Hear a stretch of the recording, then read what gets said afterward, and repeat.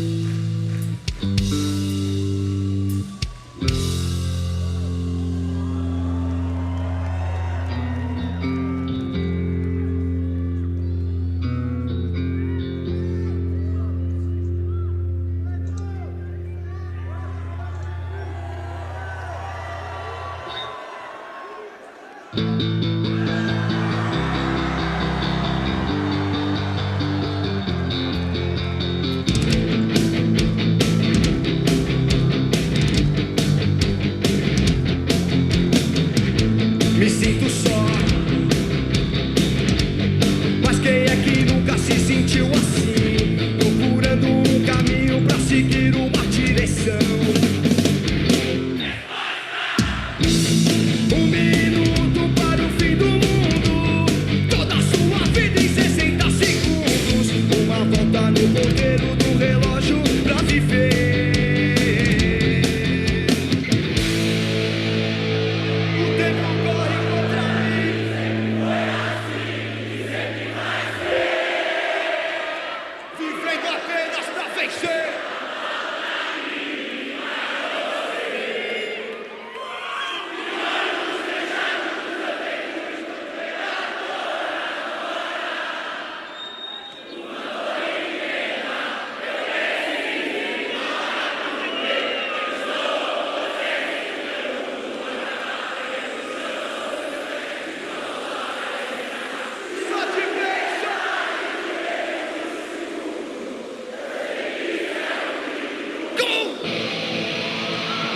O tempo corre contra mim, sempre foi assim e sempre vai ser.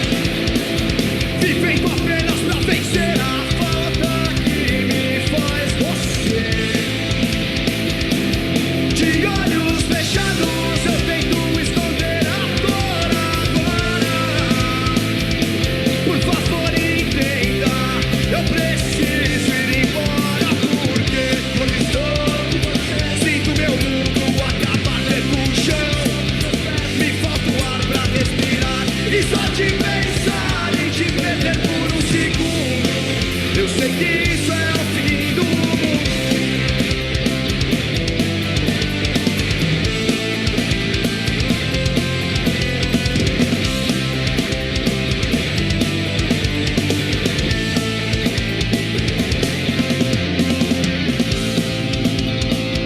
Volta o relógio para trás, tentando adiar o fim. Tentando esconder o medo de te perder quando me sinto assim. De olhos fechados eu tento enganar meu coração. Fugir pra outro lugar em uma outra direção. Porque Onde estou? Sinto meu mundo acabar. E só de pensar e te perder por um segundo. Eu sei que isso é o fim do mundo. Com você sinto meu mundo acabar. E só de pensar e te perder por um segundo. Eu sei que isso é o fim do mundo.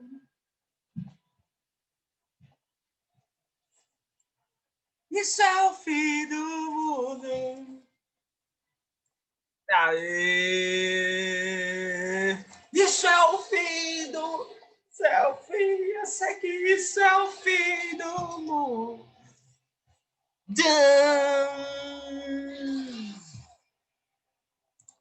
Obrigado, gente.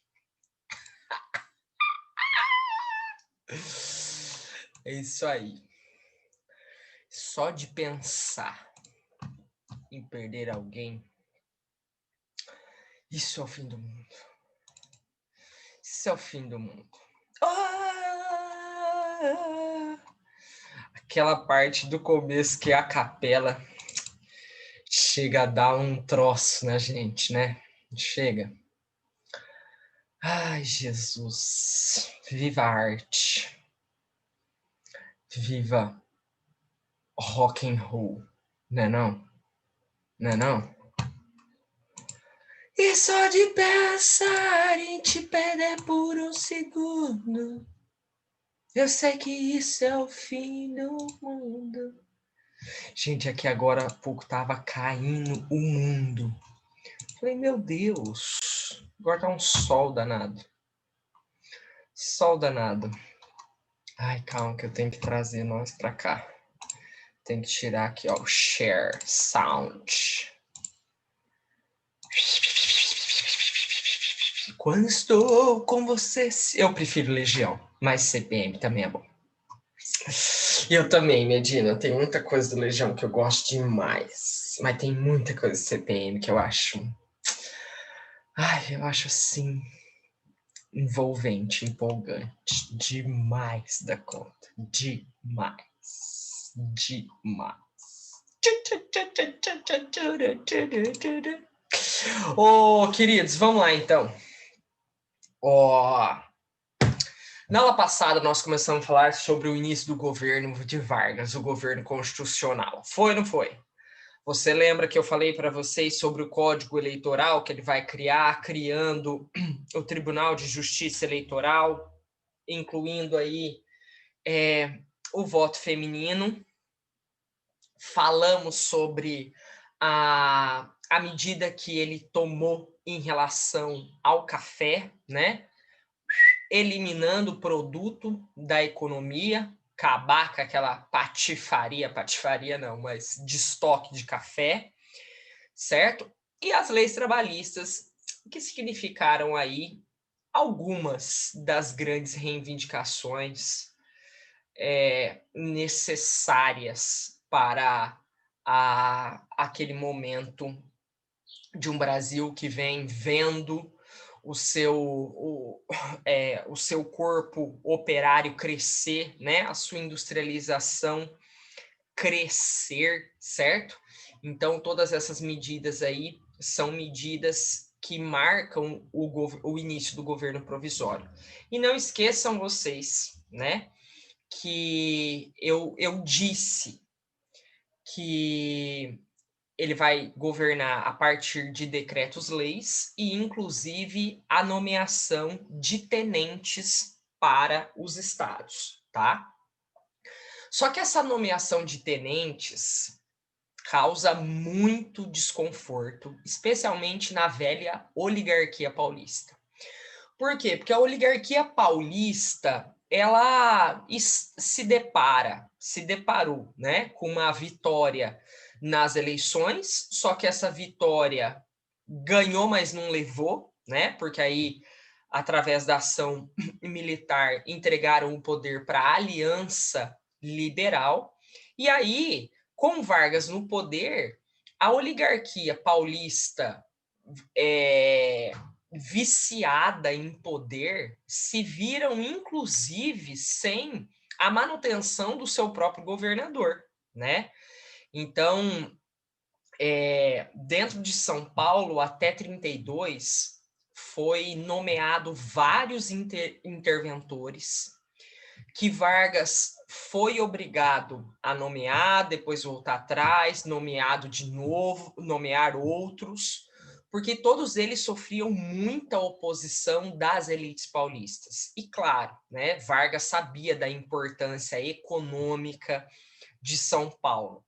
Só quando foi nomeado Pedro de Toledo em São Paulo, digamos que a oligarquia ficou mais contente com a nomeação desse interventor, que foi um interventor indicado pela própria oligarquia cafeeira, certo?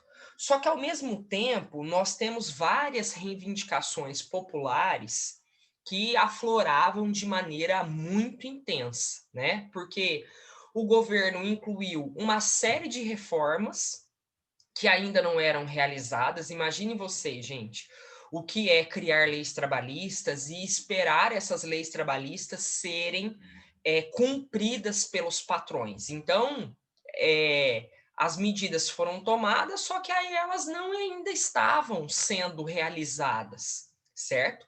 E isso abriu espaço para uma série de movimentos urbanos que empunhavam novamente a luta pelas leis trabalhistas e, mais do que isso, a perspectiva da sociedade era, enquanto isso não fizer parte de uma Constituição, e nesse momento, ali em 32, nós não temos uma Constituição, isso será irrealizável. Então, muitos desses movimentos são movimentos que pretendiam pressionar o governo para a convocação de uma Assembleia Constituinte. Em meio a tudo isso, né, o antigo Partido Republicano Paulista também vai sofrer uma cisão, vai ser formado aí a Frente Única Paulista, tá? Que aí também é a representação de que aquela elite era uma elite que estava fragmentada nos interesses e nas decisões políticas para São Paulo. Em maio de 32, uma manifestação popular que era favorável à convocação de uma constituinte na frente da Legião Revolucionária de São Paulo, que era um movimento, né, um movimento pacífico ali, com uma grande parcela de trabalhadores. Eles queriam mesmo a realização das leis trabalhistas e a convocação de uma Assembleia Constituinte para elaborar uma Constituição para o país, né? Esse movimento de maio foi dissolvido à base da bala, né, pela polícia varguista. E resultou num processo de morte de 4 envolvidos na revolta: Martins, Miragaia, Drauzio e Camargo. Inclusive, essa abreviação MMDC vai ser a grande senha, o grande nome de um processo revolucionário que vai crescer nos meses seguintes. Em julho de 1932, essa sociedade paulista vai organizar uma insurreição, uma revolta, tá? Esse movimento, essa revolta acontece tanto em São Paulo quanto no Mato Grosso. É uma batalha entre civis e as próprias tropas do governo, né, que vão durar 3 meses. São muitos civis mortos e, ao final do movimento, nós temos o governo central saindo aí como vitorioso da batalha. Só que Vargas, ele vai utilizar a Revolução Constitucionalista de 32 a seu próprio favor. Por que a seu próprio favor, né? Porque Vargas utilizou a força para sufocar esse movimento. Exatamente para demonstrar para a sociedade paulista, especialmente, o poder dele e o quanto as cartas do jogo haviam mudado, certo? Só que ele utilizará, qual que era a grande bandeira da Constitucionalista de 32? A convocação de uma Assembleia Constituinte. É exatamente isso que Vargas vai fazer. Ele utiliza a Constitucionalista de 32, sai dali vitorioso, demonstra o seu poder sobre a sociedade, especialmente sobre um Estado que estava tão viciado no poder, e aí ele decide ceder às reivindicações do movimento constitucionalista de 32. Vai ser formada uma Assembleia Constituinte, cujo intuito era justamente elaborar a nova Constituição para o país. E outro fator importante, Vargas vai utilizar a constitucionalista de 32 como um mecanismo, um ato para ele romper com os tenentes. Olha que jogada, olha que sacada, olha que estratégia de Vargas. Porque Vargas chega ao poder pelas mãos dos militares, certo? Digamos que retribui esse apoio nomeando os tenentes, mas usará a constitucionalista de 32 para o rompimento com os tenentes. Como se Vargas sentasse com os tenentes e dissesse assim, olha, não dá para nós encararmos uma constitucionalista, uma revolta em cada estado. Os estados são opositores à nomeação que eu fiz dos tenentes para governá-los. Para que a gente não enfraqueça, não se enfraqueça, para que a gente não tenha mortes de mais civis, para que a gente não tenha mais problemas políticos, vamos precisar tirá-los de jogada. Ou seja, Vargas, ele poderia ter cedido a todas as reivindicações da constitucionalista antes que isso acontecesse. Mas se ele fizesse isso, ele estaria, mais uma vez, coroando a velha oligarquia paulista, né? Cedendo ao que os paulistas queriam. E ele faz justamente o inverso. Ele enfrenta, ele mata, para depois falar, beleza, o que é que vocês querem mesmo? Numa espécie de demonstração de que agora quem manda na jogada sou eu, né?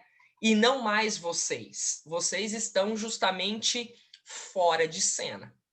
A constitucionalista vai trabalhar durante todo o 33 ali, né? Então, Vargas convocou ainda em 33 eleições para a Assembleia Constituinte, a qual aprovou a Constituição publicada em 1934, que vai, inclusive, incorporar elementos que já haviam sido aprovados anteriormente, tá? Como o próprio Código Eleitoral, como as próprias leis trabalhistas, certo? Então, aqui, a nossa Constituição de 34, ela vai trazer, tá? A manutenção do princípio federativo da Constituição de 1891, mas com a autonomia dos estados um pouco reduzida. Vocês lembram quando nós começamos a falar sobre a história do Brasil republicano, que eu falei para vocês, gente, essa primeira Constituição, a Constituição de 1891, é a Constituição mais federalista que o Brasil já teve. A partir dela, em todos os momentos, nós temos aí uma certa diminuiçãozinha do poder dos estados, tá? A separação dos poderes, com ampla autonomia para o executivo, para o legislativo e para o judiciário, voto secreto, obrigatório e direto, tá aí os efeitos do movimento tenentista, certo?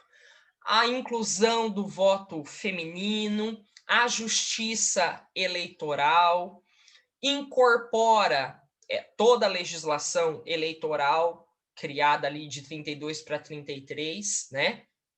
Com uma bancada, inclusive, classista, da classe dos trabalhadores urbanos, fazendo parte dentro do legislativo. Então, há uma confirmação ali das leis trabalhistas, incluindo liberdade sindical, tá? Incluindo Tribunal do Trabalho. Agora nós teremos um tribunal justamente para fiscalizar se essas leis de fato serão realizadas ou não. Então, a confirmação das leis trabalhistas com a criação do Tribunal do Trabalho. A possibilidade da nacionalização de empresas e do monopólio estatal sobre alguns setores.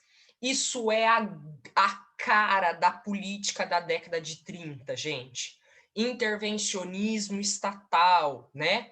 Monopólio estatal sobre alguns setores. Água, energia, petróleo, tudo isso vai entrar aí nesse entendimento, certo? E o mandato seria de 4 anos, só que todas as eleições a partir da Constituição de 34 seriam diretas para todos os cargos do Executivo, então a população voltaria a escolher os seus governadores, né? Não teríamos mais aí a intervenção do governo federal na nomeação de interventores.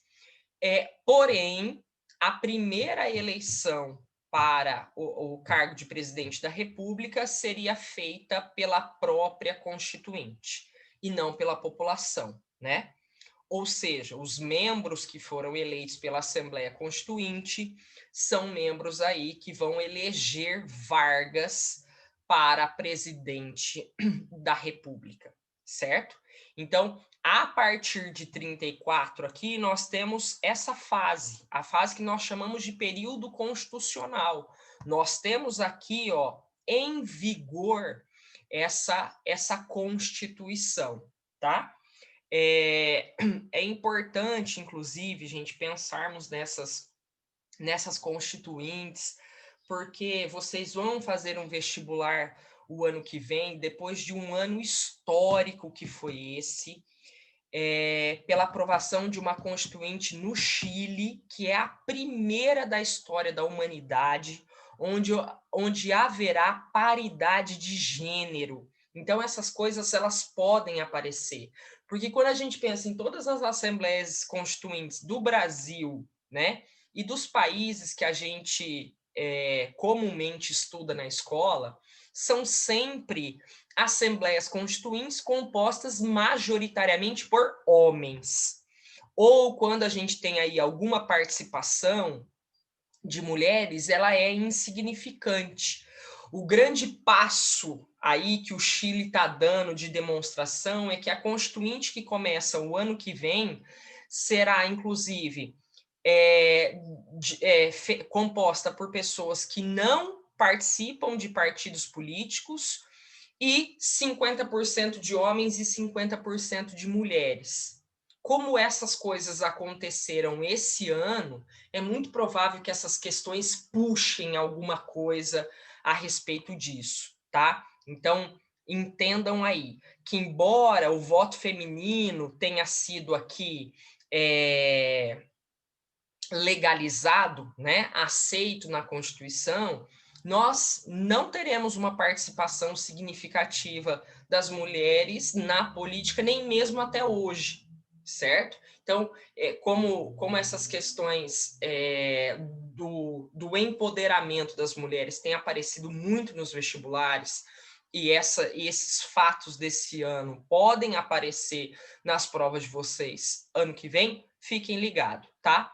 Ter eleitoras mulheres ainda não significaram, e ainda hoje, em pleno século XXI, vocês viram o resultado das últimas cidades que vivenciaram o segundo turno ontem, ainda não significa nem perto uma participação das mulheres.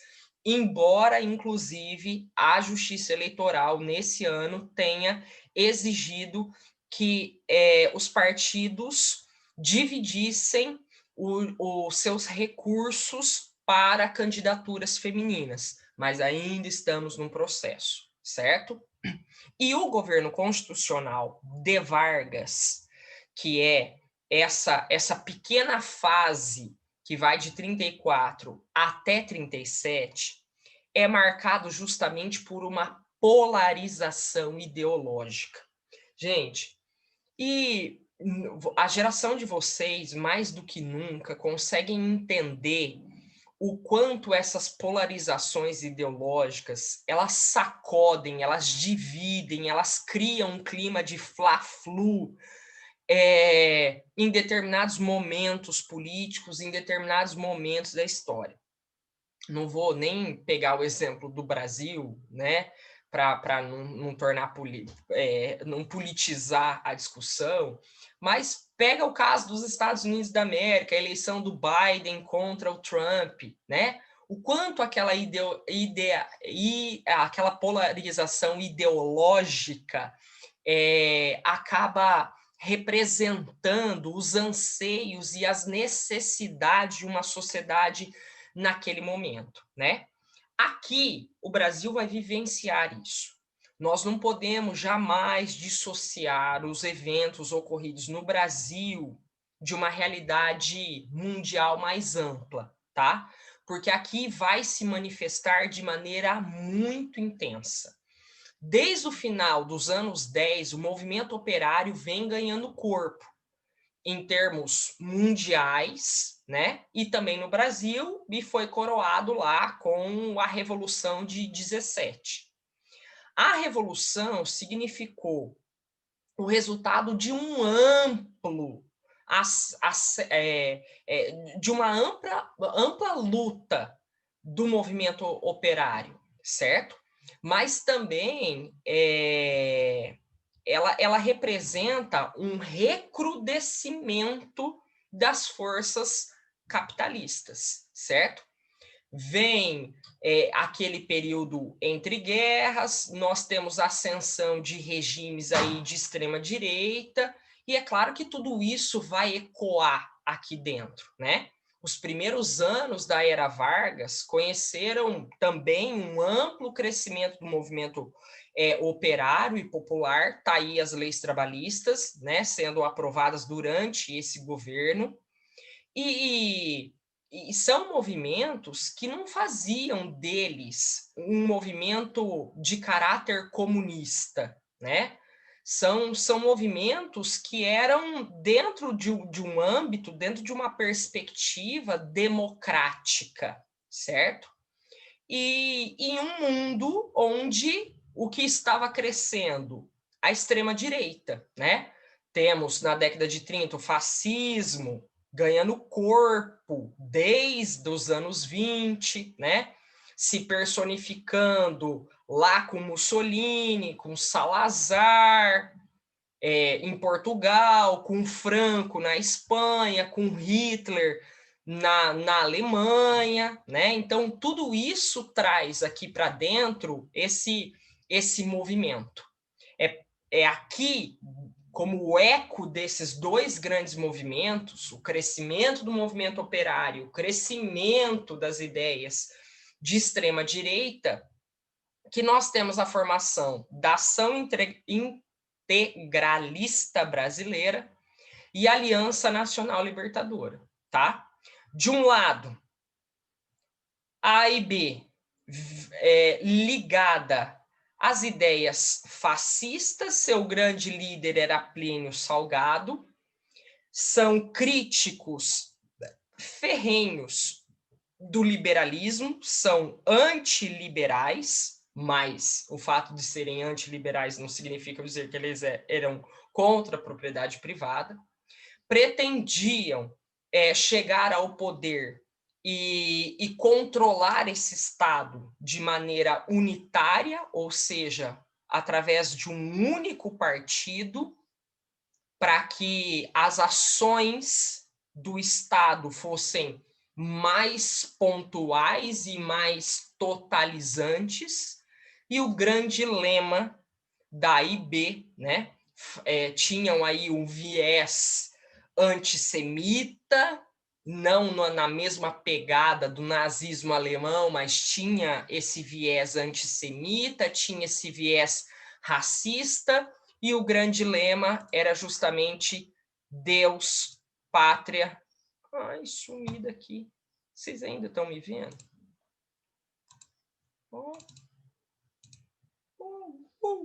Deus, pátria, e fazendo a vinculação exatamente a essa ideia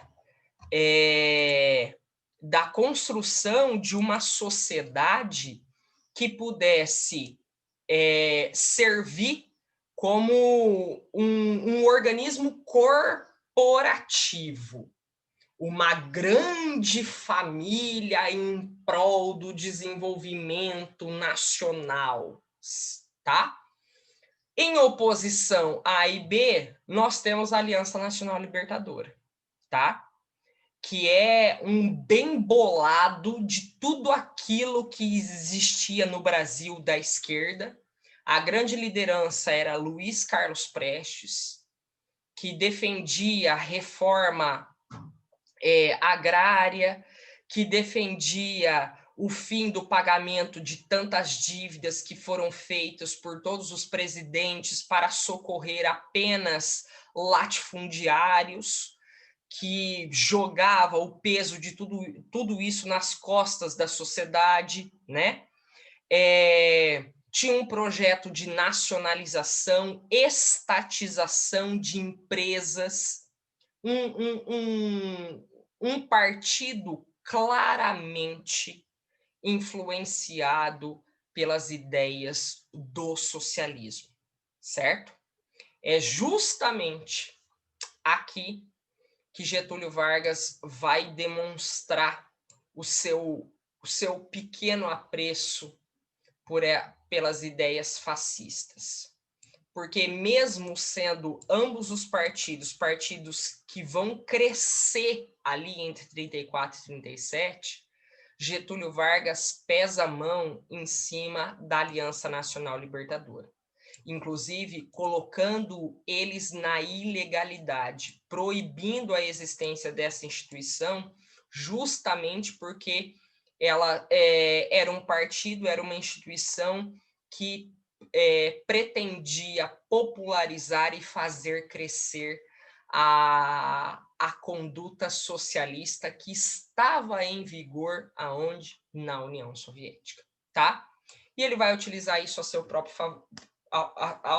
próprio favor para dar aí o golpe de Estado em 37, mas esse assunto é o assunto que eu vou gravar para vocês essa semana e disponibilizar lá no Positivo On, certo? Prof, fala, Nath.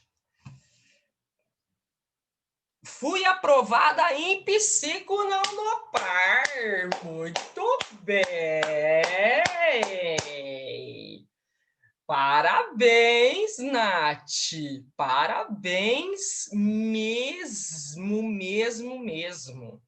Mas eu quero continuar comemorando muito com vocês, certo? Vocês ficam felizes aí, eu fico feliz aqui, e é isso que eu quero para a vida de vocês, que vocês aí cheguem no lugar onde vocês sonharam em chegar. E vamos que vamos, tá? Obrigado por me contar, Nath. Fico feliz. Beleza? Parabenzaço. Então é isso, a gente se vê sexta-feira. Boa semana para vocês. Eu sei que dezembro chegou, mas para que vocês consigam continuar tendo essa felicidade aí, ó, de encontrar o nomezinho de vocês em uma lista de aprovados, não deixa o cansaço pegar, não, tá? Continua aí, pelo menos por mais uns dias. Deixa para parar lá na semana do Natal, Ano Novo, que esse cansaço passa, tá? Esse desespero passa e aí vocês vão poder usufruir o resto da vida de alguns dias aí, algumas semanas, um aninho de dedicação. Pensa nisso. Pensa na sua aprovação lá em 2021. Se 2020 não foi bacana, olha para 2021 e vai com força. Certo? Beijo. Parabéns. Fui. Tchau.